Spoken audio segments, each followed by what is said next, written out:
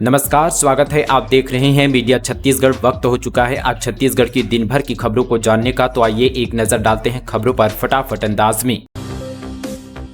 व्यापम की 8 भर्ती परीक्षाओं की संभावित तारीखें घोषित। 28 जुलाई से 20 अक्टूबर तक होगी परीक्षाएं। करीब 17 लाख अभ्यर्थी होंगे शामिल। लंबे समय से व्यापम भर्ती परीक्षाओं का इंतजार कर रहे अभ्यर्थियों के लिए अच्छी खबर है। छत्तीसगढ़ व्यावसायिक परीक्षा मंडल ने 8 भर्ती परीक्षाओं की संभावित तारीखें जारी कर दी है। 28 जुलाई से लेकर 20 अक्टूबर तक परीक्षाएं होगी। विधानसभा और लोकसभा चुनाव के कारण प्रदेश में लंबे समय से आचार संहिता लगी हुई थी, जिस कारण बहुत सी भर्ती परीक्षा अब तक नहीं हो पाई है। व्यापम की ओर से करीब 1 महीने तक चलने वाली इन भर्ती परीक्षाओं के लिए बड़ी संख्या में आवेदन आए हैं। 1 महीने में होने वाले इन परीक्षाओं में लगभग 17 लाख से अधिक अभ्यर्थी अपनी किस्मत आजमाएंगे। सरकारी नौकरी की आस लगाए बैठे लगभग लाखों युवाओं का इंतजार अब खत्म हो गया है। बीजेपी प्रदेश कार्य समिति की बैठक में बोले सीएम साय, हमने जीता छत्तीसगढ़ की जनता का भरोसा। 500 रुपये में सिलेंडर देने का वादा जल्द करेंगे पूरा। राजधानी के दीनदयाल ऑडिटोरियम में बीते दिन छत्तीसगढ़ बीजेपी प्रदेश कार्य समिति की बैठक हुई, जिसमें केंद्रीय मंत्री मनोहर लाल खट्टर, मुख्यमंत्री विष्णुदेव साय, डिप्टी सीएम अरुण साव, विजय शर्मा और प्रदेश अध्यक्ष किरण सिंहदेव समेत तमाम कैबिनेट मंत्री और प्रदेश भर से आए 1500 से ज्यादा नेता कार्यकर्ता शामिल हुए। मीटिंग में नगरीय निकाय और पंचायत चुनाव को लेकर रणनीति बनाई गई। इसके साथ ही लोकसभा और विधानसभा क्षेत्र में कामकाज का रिव्यू किया गया। इसकी रिपोर्ट दिल्ली भेजी जाएगी। मीटिंग के दौरान मुख्यमंत्री ने ऑडिटोरियम में मौजूद पार्टी के सभी नेता और कार्यकर्ताओं को संबोधित किया। इसके साथ ही सीएम साय ने कहा कि हमने न सिर्फ राज्य में सरकार बनाई बल्कि छत्तीसगढ़ की जनता का भरोसा भी जीता है। चुनाव के समय हमने कई दौरे किए और इस दौरान किए गए कई वादों को समय से पहले पूरा किया है और जो वादे रह गए हैं उन्हें जल्द पूरा किया जाएगा। हम गैस सिलेंडर 500 रुपये में देने का वादा पूरा करेंगे। 8 सूत्री मांगों को लेकर हड़ताल पर जा रहे हैं वेयर हाउस कर्मचारी। पीडीएस सिस्टम होगा प्रभावित। छत्तीसगढ़ में इन दिनों पटवारी से लेकर तहसीलदार और नायाब तहसीलदारों की हड़ताल देखने को मिल रही है। इसी कड़ी में प्रदेश के वेयर हाउस कर्मचारी भी हड़ताल पर उतरने वाले हैं। बता दें कि वेयर हाउस के कर्मचारियों ने 15 जुलाई से अनिश्चितकालीन हड़ताल पर जाने का ऐलान कर दिया है। 8 सूत्री मांगों को लेकर वेयर हाउस के कर्मचारियों ने शासन को अल्टीमेट दिया है। इस मामले को लेकर विभागीय मंत्री से लेकर अधिकारी को ज्ञापन सौंपा गया है। 8 सूत्री मांगों में कर्मचारियों द्वारा नियमितीकरण और सम्मान राशि की प्रमुख मांग की जा रही है। ऐसे में अगर हड़ताल से वेयर हाउस कर्मचारी हड़ताल पर उतरते हैं तो पीडीएस सिस्टम बुरी तरह से प्रभावित होगा।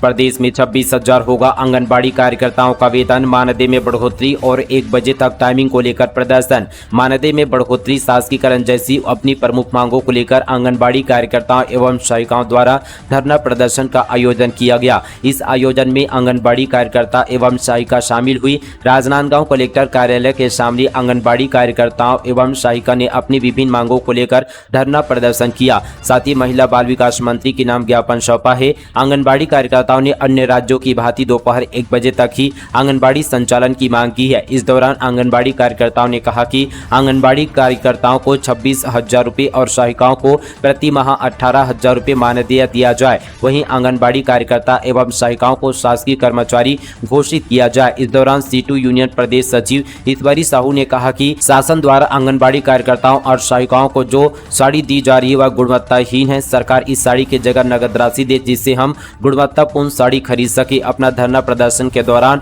आंगनबाड़ी कार्यकर्ताओं ने 2,000 रुपये की राशि फैक्सी फंड के लिए देने, 10,000 रुपये प्रति माह पेंशन देने की भी मांग की है। आंगनबाड़ी कार्यकर्ताओं ने कहा कि कल से कोई भी कार्यकर्ता व सहायिका शासन द्वारा दी गई साड़ी पहनकर कार्यालय पर नहीं जाएगी। वहीं आंगनबाड़ी का संचालन सुबह 9:30 बजे से दोपहर 1:30 बजे तक ही किया जाए।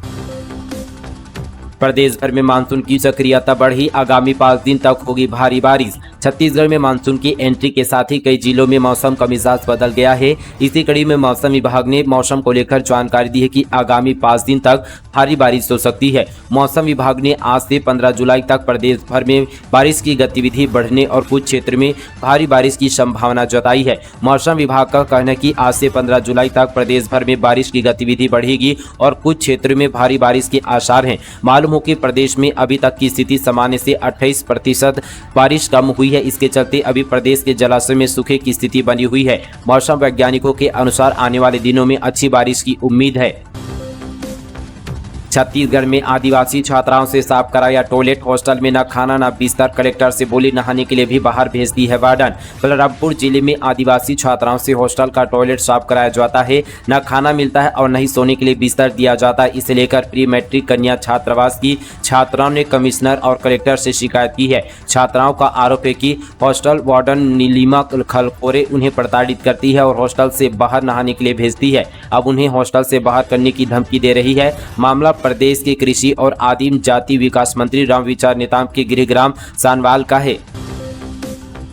छत्तीसगढ़ में इन सरकारी कर्मचारियों को छुट्टी लेने के लिए करना पड़ेगा ऑनलाइन अप्लाई, पोर्टल पर होगा सारा रिकॉर्ड उपलब्ध। छत्तीसगढ़ में शिक्षा विभाग के अधिकारियों और कर्मचारियों के लिए बड़ा अपडेट सामने आया है। राज्य के शिक्षा विभाग के अधिकारियों और कर्मचारियों को छुट्टी लेने के लिए अब विभागीय दर्पण पोर्टल में ऑनलाइन अप्लाई करना पड़ेगा। इस पोर्टल पर जहां कर्मचारियों का सारा सर्विस रिकॉर्ड उपलब्ध है, वहीं अब छुट्टियों का सारा रिकॉर्ड भी इस पोर्टल पर ही उपलब्ध होगा। लोक शिक्षण संचालनालय ने इस संबंध पर सभी संयुक्त संचालक और सभी जिला शिक्षा अधिकारियों को पत्र जारी किया है। तेज रफ्तार हाईवा ने टमाटर से भरी ट्रक को मारी टक्कर, ग्रामीणों में मची लूट की होड़, मौके पर पहुंची पुलिस। बलौदाबाजार में एक टमाटर से भरी ट्रक को हाईवा ने टक्कर मार दिया। इस घटना में हाईवा चालक और परिचालक ट्रक के अंदर बुरी तरह से फंस गए, जिन्हें पुलिस और आसपास के लोगों की कड़ी मशक्कत के बाद बाहर निकाला। वहीं सड़क पर बिखरे टमाटर बटोरने के लिए लोगों की होड़ मच गई। यह घटना भाटापारा ग्रामीण थाना के अंतर्गत ग्राम अर्जुनी और खैरताल के पास हुई। राहत की बात रही कि किसी को गंभीर चोट नहीं आई है। मामूली चोटों के इलाज के लिए दोनों को अस्पताल ले जाया गया है।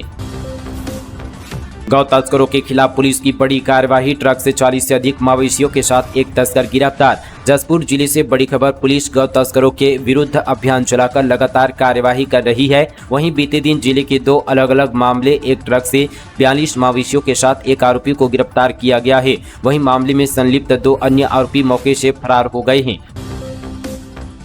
निवेशकों में फिर जगी रकम वापसी की आज जिला प्रशासन ने खोली चिटफंड कंपनियों में डूबे लोगों की फाइल, निवेशकों से मंगवाए ओरिजिनल बॉन्ड पेपर। एक जिले में ही 1 अरब 81 करोड़ से ज्यादा का हुआ है निवेश। गरियाबंद जिले से बड़ी खबर, चिटफंड कंपनियों में डूबे लोगों की रकम की फाइल एक बार फिर से जिला प्रशासन ने खोली है। इससे रकम की वापसी की आज फिर निवेशकों में जगी है। बता दी कि गरियाबंद में 93,598 निवेशकों ने 260 चिटफंड कंपनियों में 1 अरब 81 करोड़ 71,23,561 रुपए निवेश किया है। अकेले राज्य में ही ऐसा अनुविभाग है जहां 37,000 निवेशकों ने सर्वाधिक 100 करोड़ का निवेश चिटफंड कंपनियों में किया है।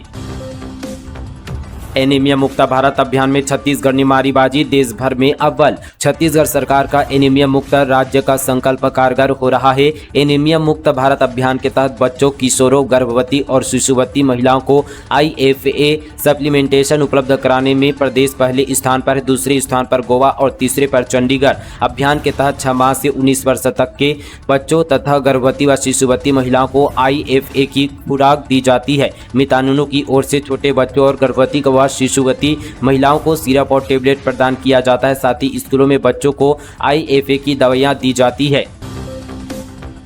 स्काई वॉक तोड़ा जाए या नहीं, तात्यापारा से शारदा चौक तक चौड़ीकरण मामले में सीएम साय लेंगे जल्द फैसले। राजधानी रायपुर के मल्टी लेवल पार्किंग से लेकर शास्त्री चौक तक अधूरे स्काई वॉक के निर्माण और करीब 20 साल से चौड़ीकरण की पाट जो रही सड़क तात्यापारा से शारदा चौक का मामला अब मुख्यमंत्री की अध्यक्षता में होने वाली बैठक में सुलझाया जाएगा। सूत्रों के अनुसार उक्त दोनों मामलों को लेकर राज्य सरकार गंभीर हो गई है। शीघ्र इस मामले का निराकरण किया जाएगा।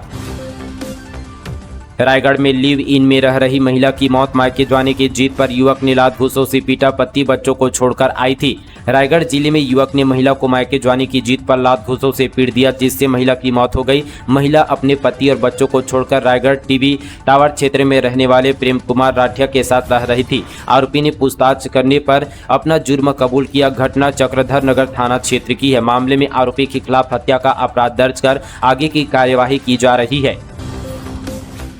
मां बमलेश्वरी पहाड़ी के पास बन रहा श्री यंत्र बिल्डिंग, भक्तों को मिलेगी बड़ी सुविधाएं। डोंगरगढ़ में मां बमलेश्वरी पहाड़ी के समीप श्री यंत्र बिल्डिंग का निर्माण 90% पूरा हो गया है। फिनिशिंग का काम अंतिम चरण में है, जिसके बाद इसे पर्यटक बोर्ड को हैंड ओवर कर दिया जाएगा। जल्द ही दर्शनार्थियों को इसकी सुविधा मिलेगी। केंद्र सरकार के महत्वाकांक्षी प्रोजेक्ट में शामिल प्रसाद योजना के तहत पहले फेज में 43 करोड़ 33 लाख रुपए विभिन्न विकास कार्यों के लिए खर्च किए गए हैं। इनमें श्री यंत्र बिल्डिंग, बमलेश्वरी मंदिर व प्रज्ञागिरी में किए गए काम शामिल हैं। करीब 10 एकड़ एरिया में बिल्डिंग का निर्माण हुआ है, जहां पर अंडर ग्राउंड ऑडिटोरियम है, प्रथम तल पर भोजनालय, admin block, kitchen, second floor पर सत्संग hall, classroom, meditation hall, resting hall, toilet है।